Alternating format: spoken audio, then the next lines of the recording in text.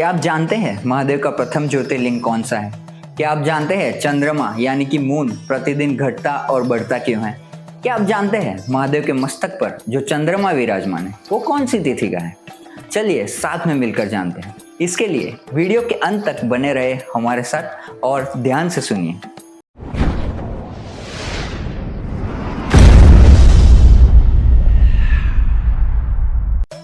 नमस्कार मेरे सभी सनातन के साथियों का, मेरा नाम सृजल है और मैं आप सभी का स्वागत करता हूं आपके अपने YouTube चैनल त्रियक्ष में। साथ ही साथ मैं ये आशा करता हूं कि शिवलिंग की उत्पत्ति के बारे में हमारी पहली वीडियो आपको बहुत ही पसंद आई होगी और आपने उसका आनंद लिया होगा। इसके लिए हम आपके अति आभारी हैं। अगर आपने शिवलिंग की उत्पत्ति के बारे में हमारा पहला वीडियो नहीं देखा तो उसका लिंक डिस्क्रिप्शन बॉक्स में आप जाके उसे देख सकते हैं। तो पिछली वीडियो में आपसे हमने कहा था कि 12 ज्योतिर्लिंगों के बारे में हम विस्तृत में वीडियो लाएंगे। आज हम जानेंगे सोमनाथेश्वर महादेव की उत्पत्ति के बारे में, तो वे वीडियो के अंत तक बने रहे हमारे साथ। तो कथा का ये संवाद मुनियों और सूत जी के बीच में है, जिसका वर्णन शिव महापुराण की श्री कोटिरुद्र संहिता में किया गया है। मुनियों ने सूत जी से कहा, हे सूत जी, आपने लोकहित की कामना से भगवान शिव की परम पवित्र अनेक कथाएं सुनाई हैं।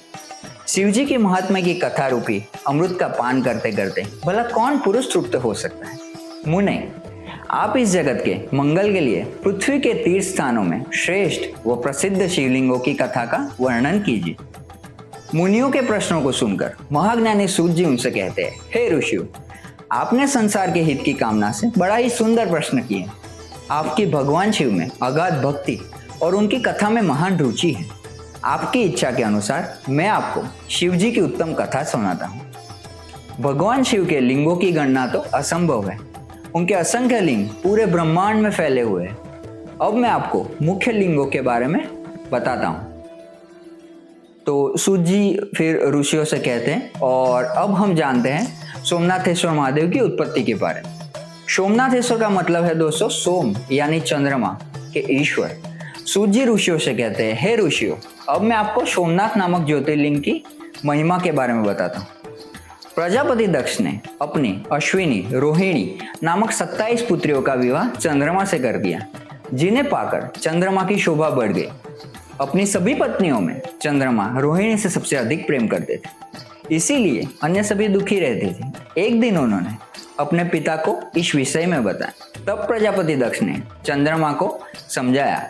दक्ष चंद्रमा से कहते हैं, हे जमाता, मैंने अपनी 27 कन्याओं का विवाह तुमसे किया है, परंतु आप उनसे असमानता का व्यवहार क्यों करते हो? एक पत्नी से प्रेम और अन्यों से प्रेम न करना सही नहीं है। इसीलिए आपको सभी पत्नियों को समान रूप से प्यार करना चाहिए। ऐसा समझाकर दक्ष अपने घर लौट गए, परंतु चंद्रदेव ने उनकी बातों को बड़े ही सरलता से ले लिया और उनके व्यवहार में कोई भी परिवर्तन नहीं हुआ। तब एक दिन दक्ष पुत्रियों ने पुनः अपने पिता से चंद्रमा के व्यवहार के बारे में बात की। यह जानकर प्रजापति दक्ष को क्रोध आ गया और उन्होंने चंद्रमा को क्षीण व मलिन होने का श्राप दे दिया। उनके श्राप के फलीभूत होने से चंद्रमा की कांति क्षीण हो गई और वह मलिन हो गया। चंद्रमा की ऐसी स्थिति देखकर देवराज इंद्र व अन्य सभी देवता मिलकर ब्रह्मा जी के पास गए और उन्हें जाकर सारी बातें बताने लगे। तब चंद्रमा का उद्धार करने के लिए ब्रह्मा जी बोले, हे देवताओं, यह चंद्रमा बड़ा ही दुष्ट प्रवृत्ति का है। पूर्व में भी यह देवगुरु बृहस्पति की पत्नी तारा को लेकर भाग गया था। अब यह दक्ष पुत्रियों के साथ असमानता का व्यवहार कर सभी को दुखी कर रहा है, परंतु फिर भी तुम्हारी प्रार्थना पर मैं एक उपाय बताता हूँ। यदि चंद्रमा प्रभास नामक पवित्र तीर्थ में जाकर भगवान शिव की आराधना करके महामृत्युंजय मंत्र का जाप कर उन्हें प्रसन्न करे, तभी उसके दुखों का निवारण हो सकता है।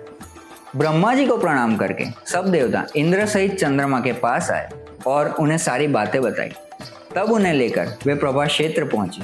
वहां जाकर चंद्रमा ने विधि विधान से त्रिलोकीनाथ भगवान शिव का पूजन किया और आसन पर बैठकर महामृत्युंजय मंत्र का जाप करने लगे। इस प्रकार दृढ़तापूर्वक मंत्र का जाप करते रहे। 10 करोड़ जाप पूरे होते ही भगवान शिव प्रसन्न होकर चंद्रमा के सम्मुख प्रकट हो गए।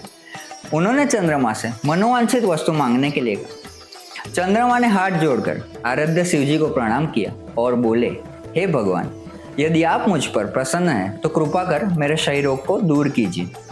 तब भगवान शिव बोले, हे चंद्रमा, मैं प्रजापति दक्ष के श्राप को समाप्त तो नहीं कर सकता, पर उसका प्रभाव कम जरूर कर सकता हूँ। दोस्तों, शिवलिंग की उत्पत्ति की वीडियो में हमने आपसे कहा था कि स्वयं जो नियंता है यानी कि देवता है वो भी नियम से परे नहीं है। तो दक्ष ने तो श्राप दे दिया चंद्रमा को, महादेव उस श्राप के प्रभाव को कम तो कर सकते हैं लेकिन खत्म नहीं कर सकते, क्योंकि समाज में अराजकता ना फैले इसके लिए। तो महादेव फिर चंद्रमा को बताते हैं, माह के कृष्ण पक्ष में 15 दिनों में तुम्हारी कलाएं क्षीण होगी तथा शुक्ल पक्ष के 15 दिनों में ये कलाएं बढ़ेंगी। चंद्रमा ने शिव जी से प्रार्थना करते हुए निवेदन किया कि आप देवी पार्वती सहित यहीं पर निवास करें। तब उनकी प्रार्थना को स्वीकारते हुए चंद्रमा के नाम से ही शिव जी सोमेश्वर कहलाए और संसार में सोमनाथ नाम से विख्यात हुए। वहीं पर चंद्रकुंड नाम से एक कुंड देवताओं ने बनाया। इस कुंड में ब्रह्मा जी व शिव जी का निवास माना जाता है। इस कुंड में स्नान करने से सभी पाप छूट जाते हैं। 6 मास तक इस पवित्र कुंड के जल में स्नान करने से असाध्य रोगों से भी मुक्ति मिल जाती है तथा मनोवांछित फल की प्राप्ति होती है। भगवान शिव के आशीर्वाद से चंद्रमा निरोगी हो गए और पहले की भांति अपना कार्य करने लगे। इस प्रकार मैंने सोमनाथ की उत्पत्ति के बारे में तथा सोमेश्वर ज्योतिर्लिंग के बारे में बताया। इस कथा को सुनने, पढ़ने अथवा दूसरों को सुनाने से अभीष्ट फल की प्राप्ति होती है और पाप से मुक्ति मिल जाती है। यह सोमनाथेश्वर ज्योतिर्लिंग गुजरात के प्रभास पाटन में स्थित है, जो वेरावल के पास सौराष्ट्र में है। सोमनाथ ज्योतिर्लिंग की पौराणिक कथा यहाँ समाप्त होती है। मैं ये आशा करता हूँ कि आपको यह जानकारी अच्छी लगी होगी। ऋषियों को कथा सुनाने वाले सूत जी के बारे में जानते हैं। दोस्तों, सूत जी का वास्तविक नाम रोमहर्षण था। उनका रोमहर्षण नाम इसीलिए पड़ा क्योंकि उनका सत्संग पाकर श्रोताओं का रोम रोम हर्ष से भर जाता था। उन्हें सूत जी इसलिए भी कहते हैं क्योंकि वे सूत समुदाय थे। उनकी माता ब्राह्मणी थी और पिता क्षत्रिय थे, जिस कारण वे सूत के रूप में जन्मे। हालांकि पुराणों की एक अन्य कथा के अनुसार उनका जन्म यज्ञ की अग्नि से भी हुआ था। आज ये माना जाता है कि सूत कुल के व्यक्ति को वेदाभ्यास का अधिकार नहीं था। ये बिल्कुल ही गलत है दोस्तों, क्योंकि महर्षि वेदव्यास ने रोमहर्षण को अपने शिष्य के रूप में स्वीकार कर लिया था। वेदव्यास जी एक अलौकिक शक्ति संपन्न महापुरुष थे। उनके पिता का नाम महर्षि पराशर और माता का नाम सत्यवती था। इनका जन्म एक द्वीप के अंदर हुआ था और वर्ण श्याम था, अतः इनका एक नाम कृष्ण द्वैपायन वेदव्यास भी है। वेदों का विस्तार करने के कारण वेदव्यास तथा बद्रीवन में निवास करने के कारण बादरायण भी कहे जाते हैं। उन्होंने वेदों के विस्तार के साथ विश्व के सबसे बड़े काव्य ग्रंथ महाभारत, 18 महापुराण तथा ब्रह्मसूत्र का भी प्रणयन किया। शास्त्रों की ऐसी मान्यता है कि भगवान ने स्वयं व्यास के रूप में अवतार लेकर वेदों का विस्तार किया, अतः व्यास जी की गणना भगवान विष्णु के 24 अवतारों में भी की जाती है। व्यास स्मृति के नाम से उनके द्वारा प्रणीत एक स्मृति ग्रंथ भी है।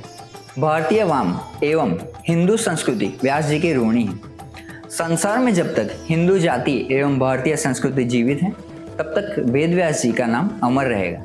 तो अब थोड़ा मंदिर के बारे में जानते हैं। सर्वप्रथम इसका निर्माण चंद्रदेव ने करवाया, जिसका उल्लेख ऋग्वेद में दिया गया है। ऐसा कहा जाता है कि सोमनाथ मंदिर को चंद्रदेव ने सोने से, सूर्यदेव ने रजत से और भगवान श्री कृष्ण ने लकड़ी से बनवाया। भगवान श्री कृष्ण ने यहीं से भालू का तीर्थ में देह त्याग कर वैकुंठ गमन किया। इसके साथ ही यहाँ त्रिवेणी स्नान का भी विशेष महत्व है। यहाँ पर 3 पवित्र नदियाँ हिरण, कपिला और सरस्वती का महासंगम होता है।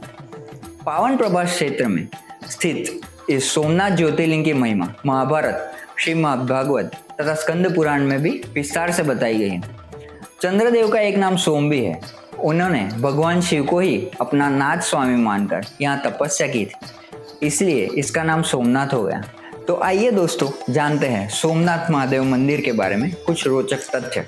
आपको यह जानकर हैरानी होगी कि सोमनाथ मंदिर में स्थित शिवलिंग में रेडियोथर्मी के गुण पाए जाते हैं, जो जमीन के ऊपर संतुलन बनाए रखने में मदद करते हैं। इसके अबाधित समुद्र मार्ग त्रिष्टाम्ब के विषय में ऐसा माना जाता है कि यह समुद्री मार्ग परोक्ष रूप से दक्षिणी ध्रुव में समाप्त होता है। मंदिर के दक्षिण में समुद्र के किनारे एक स्तंभ है, जिसे बाण स्तंभ के नाम से जाना जाता है। इसके ऊपर तीर रखा गया है, जो यह दर्शाता है कि सोमनाथ मंदिर से दक्षिण ध्रुव के बीच पृथ्वी का कोई भी भूभाग नहीं। ये स्तंभ करीब 1600 ईस्वी के आसपास बनाया गया है।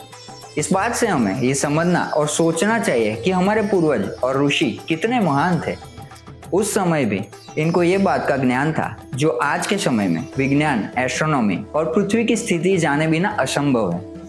यह हमारे प्राचीन ज्ञान, सूझबूझ का अद्भुत साक्ष्य माना जाता है। चंद्रमा की भक्ति से प्रसन्न होकर और उनकी प्रार्थना को स्वीकारते हुए महादेव ने चंद्रमा को अपने मस्तक पर धारण कर लिया था। प्रजापति दक्ष के श्राप के कारण चंद्रमा क्षय रोग होने से सिर्फ थोड़े ही बचे थे।